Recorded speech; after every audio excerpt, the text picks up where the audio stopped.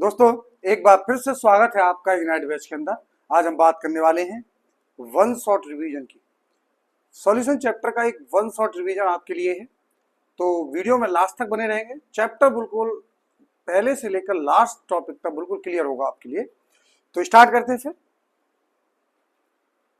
तो सबसे पहला वही विलयन क्या होता है। तो सबसे पहले आपको पता होना चाहिए कि विलयन क्या है। तो विलयन एक समांगी मिश्रण होता है। आप सभी जानते हैं कि विलयन क्या होता है, एक समांगी मिश्रण होता है। ये आप सभी जान चुके हैं। और समांगी मिश्रण में दो चीजें होंगी, एक होगा विलेय और एक होगा विलायक। तो विलायक कौन होता है और विलेय कौन होता है, तो आप सभी जानते हैं जिसकी मात्रा ज्यादा हो, जिसकी मात्रा अधिक हो। सामान्यतः जिसकी मात्रा अधिक होती है उसी को हम क्या कह देते हैं, विलायक कह देते हैं। तो जिसकी मात्रा अधिक होती है उसे विलायक कहते हैं। जनरली केसेस में, ज्यादातर कंडीशंस में जल सार्वत्रिक विलायक का कार्य करता है, यानी कि ज्यादातर जगह पर जल को विलायक के रूप में देखा जाएगा। फिर एक शब्द लिखा रहता है द्विअंगी विलयन। तो इस द्विअंगी विलयन का क्या मतलब होता है कि जिसके अंदर दो अंग हों। द्विअंगी मतलब दो अंग हों, जिसके अंदर दो अंग हों। दो अंग कौन कौन से हों, केवल एक विलेय और एक विलायक हो, तो ऐसे विलयन को क्या कहते हैं हम, द्विअंगी विलयन। तो द्विअंगी विलयन समझ में आया। समांगी मिश्रण को विलयन कहते हैं। विलेय और विलायक की पहचान आपको पता चली कि विलायक वो होता है जिसकी मात्रा अधिक होती है, जल को सार्वत्रिक विलायक के रूप में जानते हैं। तो विलेय और विलायक को मिलाकर क्या बन जाता है, विलयन बन जाता है। आपको दिखाई दे रहा होगा विलेय प्लस विलायक बराबर विलयन। तो विलेय और विलायक के बारे में बात करी। अब हम बात करने वाले हैं आगे और महत्वपूर्ण टॉपिक्स की। तो देखिए जरा, क्या है अगला टर्म, सांद्रता। तो सांद्रता क्या होती है, विलयन में विलेय की मात्रा, दिए गए विलयन में विलेय की मात्रा। सांद्रता क्या होती है, विलेय की मात्रा। तो विलेय की मात्रा को क्या कहते हैं दोस्तों, सांद्रता कहते हैं। सिंपल शब्दों में सांद्रता क्या होती है, विलेय की मात्रा होती है। अब सांद्रता को प्रदर्शित करने के लिए आप द्रव्यमान प्रतिशत, आयतन प्रतिशत, मोलरता, मोललता, मोल प्रवाह जैसी चीजों का यूज करते हैं। तो द्रव्यमान प्रतिशत का क्या मतलब होता है कि जैसे 10-20% द्रव्यमान प्रतिशत दे रखा है, तो इसका मतलब है कि 100 ग्राम विलयन है और 20 ग्राम विलेय है। तो ध्यान रखना है, यहाँ पर ये विलायक नहीं है, ये 100 ग्राम विलयन है। सबसे ज्यादा स्टूडेंट ये गलती करता है कि 20% अगर कोई द्रव्यमान प्रतिशत दे रखा है तो उसका मतलब 100 ग्राम विलायक भी समझ जाते हैं स्टूडेंट। तो आपको क्या समझना है, 100 ग्राम विलयन होगा और 20 ग्राम क्या होगा, विलेय होगा। 20 ग्राम क्या होगा, विलेय। ये क्या हो गया, द्रव्यमान प्रतिशत का मतलब। अगर यही 20% आयतन प्रतिशत दे रखा होता तो ग्राम की जगह हम लिखते कि 100 ml विलयन होगा और 20 ml विलेय होगा, 20 ml विलेय होगा। इस तरीके से द्रव्यमान प्रतिशत का मतलब और आयतन प्रतिशत का मतलब सेम है, केवल आपको यूनिट चेंज करनी है। आपको यूनिट में क्या करना है, ग्राम और ml रखना है। अब बात करें मोलरता की। मोलरता क्या होती है, मोललता क्या होती है और मोल प्रवाह क्या होते हैं, तो देखेंगे बहुत ही आसान शब्दों में मोलरता, मोललता और मोल प्रवाह। तो मोलरता क्या होती है, प्रति लीटर आयतन में मोलों की, विलेय के मोलों की संख्या। 1 लीटर में विलेय के मोलों की संख्या, 1 लीटर विलयन में विलेय के मोलों की संख्या क्या कहलाती है, मोलरता कहलाती है। 1 लीटर विलयन में विलेय की मोलों की संख्या दोस्तों क्या कहलाती है, मोलरता कहलाती है। और 1 किलोग्राम अगर विलायक ले लेते हैं, यदि विलायक का द्रव्यमान ले लेते हैं, 1 किलोग्राम ले लेते हैं, तो हम कह देते हैं कि यही क्या हो जाएगी, मोललता हो जाएगी। तो 1 लीटर विलयन में विलेय के मोलों की संख्या मोलरता कहलाती है। 1 किलोग्राम विलायक में विलेय के मोलों की संख्या मोललता कहलाती है। और विलेय के मोलों की संख्या और कुल मोलों की संख्या का अनुपात क्या कहलाता है, मोल प्रवाह कहलाता है। तो विलेय का अगर मोल प्रवाह लिखना है, अगर आपको विलेय काई ऑफ विलेय लिखना है, तो आप क्या लिखेंगे, कैसे लिखेंगे इसको, विलेय के मोल अपॉन कुल मोल। क्या लिखेंगे इसको, विलेय के मोल अपॉन कुल मोल। क्या लिखेंगे, विलेय के मोल अपॉन कुल मोल। और मोलरता का मात्रक विलेय के मोलों की संख्या बटे विलयन का आयतन लीटर में। और मोललता का देखेंगे फॉर्मूला, विलेय के मोलों की संख्या बटे विलायक का द्रव्यमान किलोग्राम में। तो इनके मात्रक क्या हो जाएंगे, इसको कैपिटल एम से दिखाएंगे हम। इसको किससे दिखाएंगे, कैपिटल एम से शो करेंगे, कैपिटल एम से। और इसको किससे शो करेंगे, स्मॉल एम से। स्मॉल एम का मतलब होता है मोललता, यानी कि इसको मोलल अगर कहीं पे लिखा है तो मोलल शब्द का मतलब होता है मोललता। और मोलर लिखा है, अगर कहीं पे मोलर लिखा है तो मोलर शब्द का मतलब होता है कैपिटल एम, और इसका मतलब मोलरता होता है। मोलर से मोलरता और मोलल से मोललता, तो इसका ध्यान रखना है। तो इस तरीके से हमने द्रव्यमान प्रतिशत, आयतन प्रतिशत, मोलरता, मोललता और मोल प्रवाह की बात की। द्रव्यमान प्रतिशत, आयतन प्रतिशत, मोलरता, मोललता, मोल प्रवाह। आगे हम बात करें और महत्वपूर्ण टॉपिक्स की। तो क्या है विलेयता, तो विलेयता क्या होती है, तो हमने बात करी थी कि 3 तरह के विलयन होते हैं। विलयन कितने तरह के होते हैं? 3 तरह के विलयन होते हैं। कौन कौन से? संतृप्त, असंतृप्त और अतिसंतृप्त। संतृप्त, असंतृप्त और अति संतृप्त विलयन कौन कौन से होते हैं? संतृप्त, असंतृप्त और अति संतृप्त। अति संतृप्त जो विलयन होता है वो स्टेबल नहीं होता है, ये टेम्परेचर के ऊपर डिपेंड करता है। इसका मतलब हम बात करें तो विलयन मेनली 2 ही प्रकार के हैं, संतृप्त और असंतृप्त। जिसमें विलय की अधिकतम मात्रा घुली हो, जिसमें विलय की अधिकतम मात्रा घुली हो, विलय की अधिकतम मात्रा घुली हो, अधिकतम मात्रा घुली हो, अधिकतम मात्रा घुली हो, जिसमें विलय की अधिकतम मात्रा घुली हो, उसे हम क्या कह देते हैं? उसे हम संतृप्त विलयन कहते हैं। और उस अधिकतम मात्रा को, जो विलय की अधिकतम मात्रा है, उस अधिकतम मात्रा को ही विलेयता कहते हैं। विलयन में विलय की अधिकतम मात्रा विलेयता कहलाती है, यानी कि संतृप्त विलयन की जो सांद्रता है उसी को हम विलेयता कहते हैं। विलयन में विलय की अधिकतम मात्रा को विलेयता कहते हैं, यानी कि संतृप्त विलयन की जो सांद्रता है उसी को हम विलेयता कहेंगे। दोनों डेफिनेशन कोई भी ले सकते हैं। विलय की अधिकतम मात्रा विलेयता कहलाती है। अगर किसी विलयन में विलय की अधिकतम मात्रा घुली हुई है तो इसे हम कहते हैं कि यह एक विलयन संतृप्त विलयन है। तो इस तरीके से आपने समझा। और इसके बाद हम बात करें ठोस तथा गैस की द्रव्य विलेयता की बात करें कि ठोस और द्रव को अगर घोलना है, ठोस तथा गैस की, ठोस को जैसे ही द्रव में घोलेंगे, ठोस को जैसे ही द्रव में घोलेंगे तो ये विलेयता ज्यादा होगी या कम होगी, तो ये 2 चीजों पर डिपेंड करेगी। सबसे पहले प्रकृति पर, और प्रकृति में सबसे पहले हम ये बात याद रखेंगे, लाइक डिजोल्व लाइक। क्या याद रखेंगे?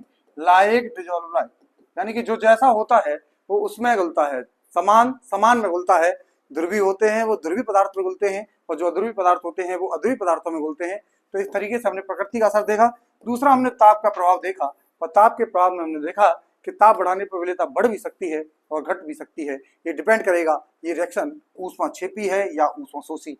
ताप बढ़ाने पर विलेयता बढ़ भी सकती है और विलेयता घट भी सकती है, ये फर्क पड़ता है ये प्रक्रिया कैसी है, ऊष्माक्षेपी है या ऊष्माशोषी है। ऊष्माक्षेपी में विलेयता घटती है, ताप बढ़ाने पर ऊष्माक्षेपी अभिक्रियाओं में विलेयता घटती है और ऊष्माशोषी अभिक्रियाओं में विलेयता बढ़ती है।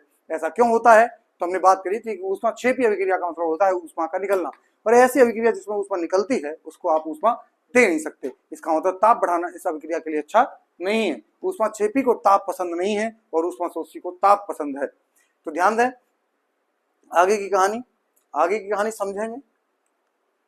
देखिए जरा, आगे हम बात करें हेनरी का नियम। तो अभी हम बात कर रहे थे गैसों की द्रव्य विलेयता। तो गैस की जब भी द्रव्य विलेयता की बात होती, जब गैस को द्रव में घोलेंगे तो आप जब भी गैस को द्रव में घोलेंगे तो ज्यादा विलेयता कब होने वाली है? तो सबसे पहला फैक्टर था ताप का। तो ताप बढ़ाने पर गैसों की द्रव्य विलेयता घटती है। क्यों घटती है? क्योंकि ये एक ऊष्माक्षेपी प्रक्रिया है। अभी हमने बताया था कि गैस का द्रव में घोलना कैसी प्रक्रिया है? ऊष्माक्षेपी प्रक्रिया है, और ऐसी प्रक्रिया जो ऊष्माक्षेपी हैं उनको ताप पसंद नहीं है। इसका मतलब आप इसमें ताप बढ़ा नहीं सकते। अगर गैस को द्रव में घोलना है तो ताप को बढ़ाना पड़ेगा या कम करना पड़ेगा? कम करना पड़ेगा। क्योंकि ये कैसी प्रक्रिया है? ऊष्माक्षेपी है। ताप बढ़ाने पर गैसों की द्रव्य विलेयता घटती है। क्यों घटती है? क्योंकि ये कैसी प्रक्रिया है?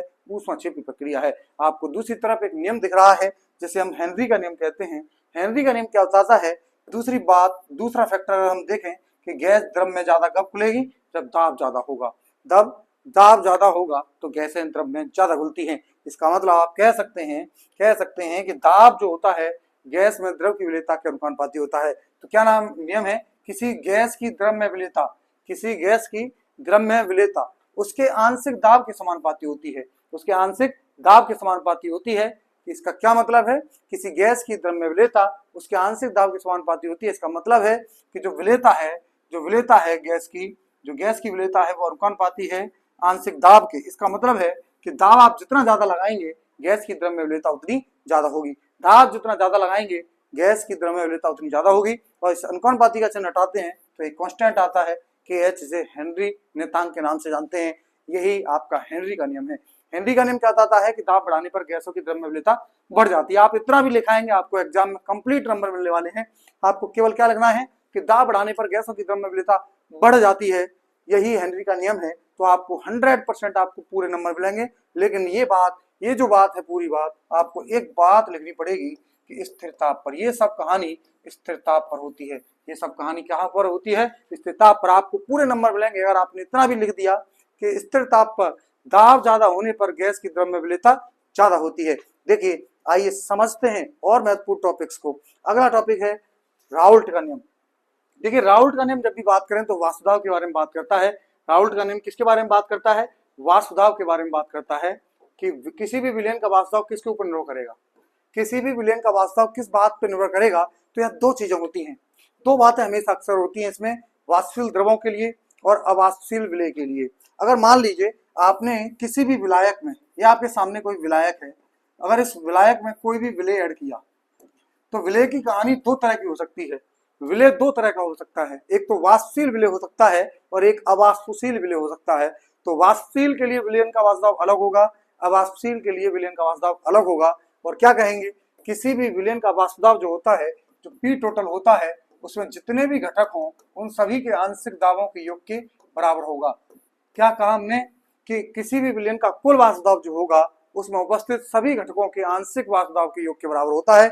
किसी एक अवयव का आंशिक दाब उसके मूल प्रवाह गुणा शुद्ध अवस्था में वासुदाव के अनुपाती होता है, ऐसा हम कह सकते हैं। या फिर हम ये कहते हैं कि कुल जो वासुदाव है वो आंशिक दावों के योग के बराबर होता है। यही हेनरी का नियम है कि जो पी टोटल है, कुल वासुदाव है, वो बराबर होगा, आंशिक दावों के योग के बराबर होगा।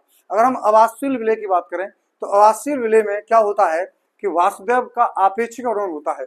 जैसे ही आप अवाष्पशील पदार्थ बनाते हैं, ये अवाष्पशील विलय होगा।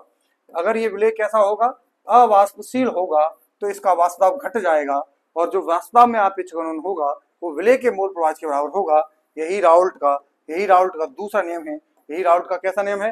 दूसरा नियम। क्या नियम है? कि वासुदाव में आपेक्षिक अनुवन विलय के मूल प्रवाह के बराबर होता है। आप इतना सा लिखाएंगे कि वासुदाव का आपेक्षिक अनुवन विलय के मूल प्रवाह के बराबर होता है, तो आपको ये बिल्कुल कंप्लीट पता चल जाएगा कि ये राउल्ट का नियम है। तो आपको 100% पूरे नंबर एग्जाम के अंदर मिलने वाले हैं। तो वाष्पशील द्रवों के लिए अगर हम बात करें तो वाष्पशील द्रवों के लिए प्रत्येक घटक का आंशिक दाब कुल वासुदाव के बराबर होता है। और अवाष्पशील विलय के लिए आप लिखेंगे कि वासुदाव का आपेक्षिक अनुवन विलय के मूल प्रवाह के बराबर होता है। इसी को शॉर्ट में RLVP कहते हैं, relative lowering in vapour pressure. Relative lowering in vapour pressure is almost equal to the विलय के मूल प्रवाह के बराबर होता है। ये किसके बराबर होता है? वासुदाव का आपेक्षिक अनुवन विलय के मूल प्रवाह के बराबर होता है। लेकिन जब भी आप राउल्ट का नियम लिखें, चाहे हेनरी का नियम लिखें, आप एक बात जरूर लिख के आए, स्थिर ताप पर। अगर आपने स्थिर ताप मिस किया तो आपके नंबर काट सकता है टीचर। इसीलिए आपको 100% पूरे नंबर लाने हैं। तो इस पूरे नंबर लाने के लिए आपको लिखना पड़ेगा स्थिर ताप पर। स्थिर ताप पर विलयन का कुल वासुदाव दोनों घटकों के विलयन में उपस्थित दोनों घटकों के आंशिक दाब के बराबर होता है। और इधर आप लिखेंगे स्थिर ताप पर किसी भी वासुदाव का आपेक्षिक अनुवन विलय के मूल प्रवाह के बराबर होता है। तो इस तरीके से आपने राउल्ट के दोनों नियम समझे हैं। अब हम आगे समझते हैं आगे की कहानी और इंपोर्टेंट बातें। देखिए जरा क्या है इंपोर्टेंट यहाँ पर, आदर्श और अनादर्श विलयन।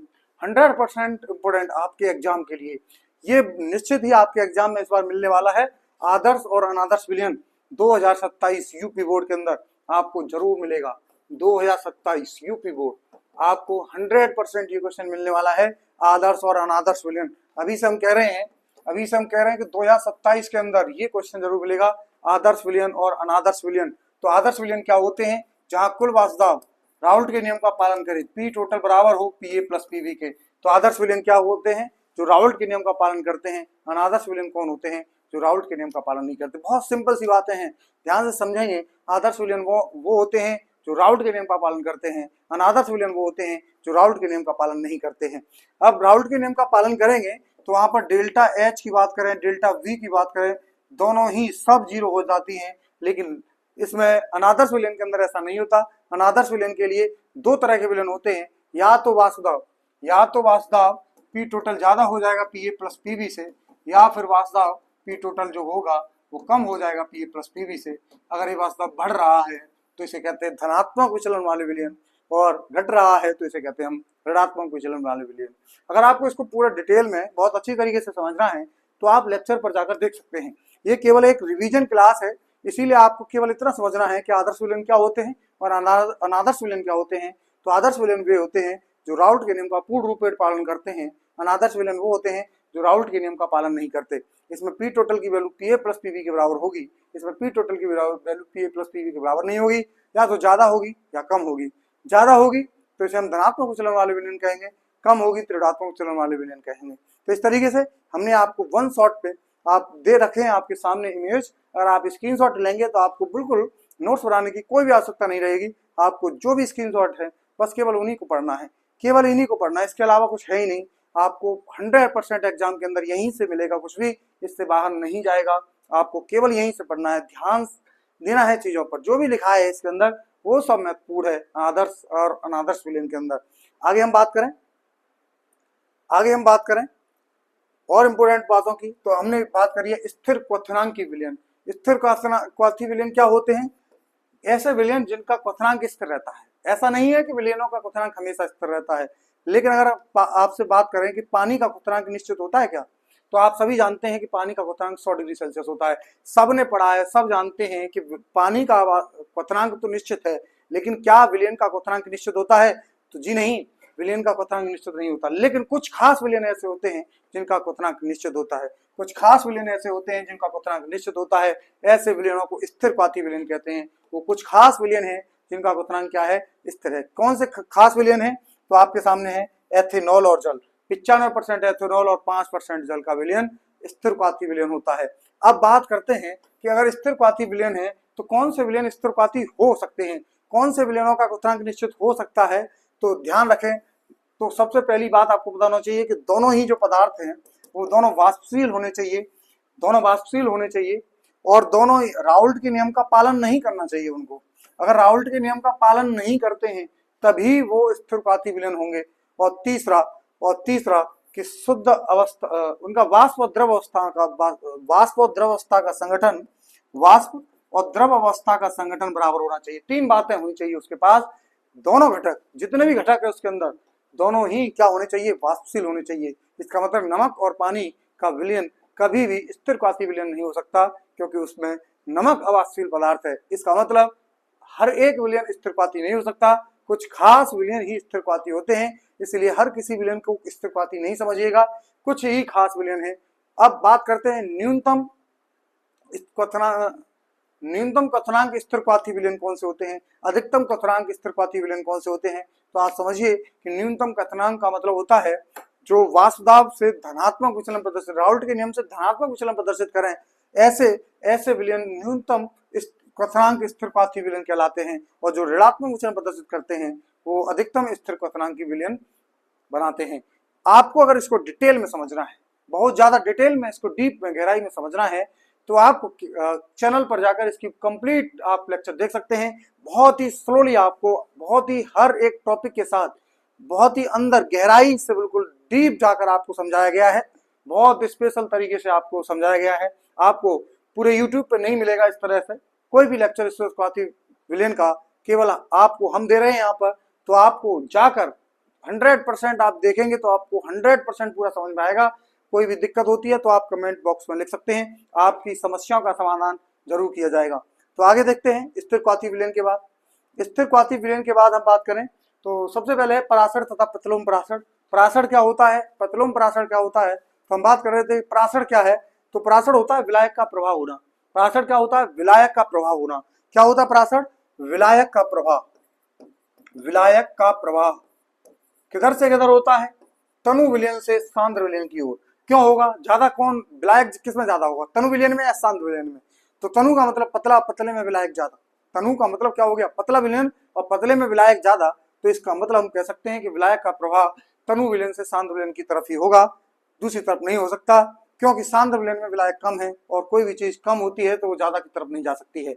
इसलिए आप हमेशा याद रखेंगे कि विलायक का प्रभाव हमेशा तनु विलयन से सांद्र विलयन की ओर होता है। और किसके द्वारा होता है? ये अर्ध पारगम्य झिल्ली के द्वारा होता है। किसके द्वारा होता है? अर्ध पारगम्य झिल्ली के द्वारा। इसकी क्या खास बात है? इसके अंदर एक विशेष गुण है। इसके अंदर क्या विशेष गुण है कि ये केवल विलायक को प्रभावित होने देगी, ये केवल विलायक को ही प्रभावित होने देगी, किसी दूसरी चीज को प्रभावित होने ही नहीं देगी। तो ऐसी झिल्ली जिसमें केवल विलायक पार जा सकता है, विलेय पार नहीं जा सकता, उसको अर्ध पारगम्य झिल्ली कहते हैं। अब एक शब्द लिखा हुआ है प्रतिलोम परासर। प्रतिलोम परासर का क्या मतलब होता है कि अगर इस परासर को उल्टा करना है, रिवर्स करना है ऑस्मोसिस को, तो क्या करेंगे हम? जिस तरफ सांद्र विलयन है उस तरफ ज्यादा दाब लगा देंगे। जैसे इसमें से विलायक जा रहा है इधर से इधर, अधिक सांद्रता की ओर जा रहा है, लेकिन अगर इधर हम दाब ज्यादा लगा दें, क्या करें? अगर इधर हम दाब ज्यादा लगा दें, यहाँ पे दाब ज्यादा लगा दें, तो ये क्या पानी को इधर आने देगा? बिल्कुल नहीं आने देगा। आप इसको ज्यादा दाब लगा देंगे तो ये पानी उल्टा दूसरी तरफ चला जाएगा। तो पराशर दाब से अधिक दाब लगा दें, अगर पराशर दाब से अधिक भारी दाब आप लगा दें तो विलायक की प्रक्रिया उल्टी हो जाएगी, विलायक का व्युत्क्रम हो जाएगा, विलायक सांद्र विलयन से तन विलयन की ओर जाने लगेगा अगर आपने जबरदस्ती की सांद्र विलयन की तरफ। तो ऐसी प्रक्रिया को हम क्या कहते हैं? प्रतिलोम पराशर, रिवर्स ऑस्मोसिस। क्या कहते हैं दोस्तों इसको? Reverse osmosis. शॉर्ट में दोस्तों इसको RO कहते हैं। हाँ जी, बिल्कुल वही ठीक समझा आपने, RO, जो पानी को शुद्ध करने के काम आता है, यानी कि जल के शोधन के लिए यही प्रक्रिया काम में आती है, इसलिए उसका नाम रिवर्स ऑस्मोसिस के नाम पर उसको RO कहते हैं शॉर्ट में। तो इसलिए आपको ये समझ में आया होगा पराशर क्या होता है, प्रतिलोम पराशर क्या होता है, पराशर की प्रक्रिया क्या होती है, तन विलयन से शांत विलयन की ओर कौन जाता है? विलायक जाता है। तो इसे हम क्या कहते हैं? पराशर कहते हैं। अगर शांत विलयन की तरफ ज्यादा दाब लगा देंगे तो क्या होगा? ये प्रक्रिया रिवर्स हो जाएगी, इसी को हम रिवर्स ऑस्मोसिस, प्रतिलोम पराशर कह देंगे। आगे देखते हैं अर्धसंख्य गुणधर्म की कहानी। क्या होते हैं अर्धसंख्य गुणधर्म? क्या होते हैं अर्धसंख्य गुणधर्म? तो अर्धसंख्य गुणधर्म वो होते हैं जो अणुओं की संख्या पर निर्भर करते हैं। अर्धसंख्य गुणधर्म कौन होते हैं? जो अणुओं की संख्या पर निर्भर करते हैं। इनको इस बात से कोई लेना देना नहीं है कि कौन मिलाया है। अगर आपने 2 मोल ग्लूकोज मिलाया और 2 मोल यूरिया मिलाया, क्या मिलाया? 2 मोल ग्लूकोज और 2 मोल यूरिया मिलाया, तो इनके अर्धसंख्य गुणधर्म हमेशा समान रहेंगे। इनके अर्धसंख्य गुणधर्म क्या रहेंगे? समान रहेंगे। कैसे? कौन कौन से अर्धसंख्य गुणधर्म होते हैं? वाष्प दाब में आपेक्षिक अनुमान, RLVP। क्या कहा था हमने? ये किसके बराबर होता है? विलेय के मोल प्रवाह के बराबर होता है। जी हाँ, कहाँ पढ़ा था अभी आपने? कहाँ पढ़ा था ये? राउल्ट के नियम में पढ़ा था। बिल्कुल सही समझा आपने। ये कहाँ पर आपने पढ़ा है? राउल्ट के नियम में। अब हम बात करें क्वथनांक में उन्नयन जो होता है। क्वथनांक में उन्नयन क्या होता है?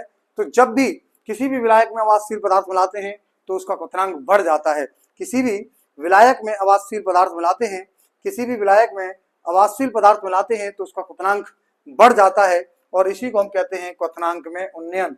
अब ये डेल्टा टीबी जो होता है वो कैसे रिलेशन रखता है मोलरता के साथ? तो हम कहते हैं कि डेल्टा टीबी जो होता है वो मोलरता के अनुपाती होता है, मोललता के अनुपाती होता है। इस अनुपाती का चिन्ह हटाएंगे तो एक कांस्टेंट आएगा जिसे केबी कहते हैं, केबी इंटू एम कहते हैं। अब बात करें ये केबी क्या है, मोलर उन्नयन स्थिरांक क्या है? तो 1 किलोग्राम विलायक में जितना भी क्वथनांक बढ़ेगा, 1 किलोग्राम विलायक यानी 1 मोलर विलयन में जितना भी क्वथनांक बढ़ेगा, क्या कहा? 1 मोलर विलयन में क्वथनांक में होने वाली वृद्धि, कितने विलयन में? 1 मोलर विलयन में क्वथनांक में जो वृद्धि होती है उसी को केबी कहते हैं, मोलर उन्नयन स्थिरांक कहते हैं। जल के लिए ये वैल्यू 0.52 डिग्री सेल्सियस होती है, यानी कि जल का क्वथनांक अगर 1 मोलर विलयन है तो उसका क्वथनांक कितना बढ़ेगा? 0.52 डिग्री सेल्सियस। आपको बहुत ही आसान तरीके से, बहुत ही बेहतरीन तरीके से आपको समझाया जा रहा है, बहुत सिंपल शब्दों में समझाया जा रहा है। 1 मोलर विलयन में जितनी भी वृद्धि होगी क्वथनांक में, उसी को हम क्या कहेंगे? क्वथनांक में उन्नयन। और क्वथनांक में उन्नयन क्या होता है? अवाष्यशील पदार्थ मिलाने से क्वथनांक जो भी बढ़ेगा विलायक का, उसी को हम कहते हैं क्वथनांक में उन्नयन। आगे हम बात करें, आगे और महत्वपूर्ण टॉपिक्स की बात करें तो हिमांक में उन्नयन, तो सेम कहानी है। जैसे ही अवाष्यशील पदार्थ मिलाएंगे तो उसका हिमांक घट जाएगा, हिमांक में होने वाली कमी हिमांक में उन्नयन कहलाती है।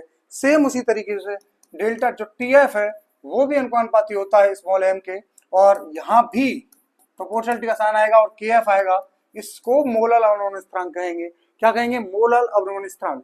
पानी का हिमांक 0 डिग्री सेल्सियस है। अगर पानी में 1 मोलल उसकी मोललता कर दी जाए, 1 मोल कोई भी मिला दिया जाए 1 किलोग्राम विलायक में, तो उसका क्वथनांक माइनस हिमांक माइनस के 1.86 डिग्री सेल्सियस कम हो जाएगा। इसी को हम के एफ कहते हैं, यानी कि 1 मोलल विलयन में जितना भी हिमांक घटता है उसी को मोलल अवनमन स्थिरांक कहते हैं।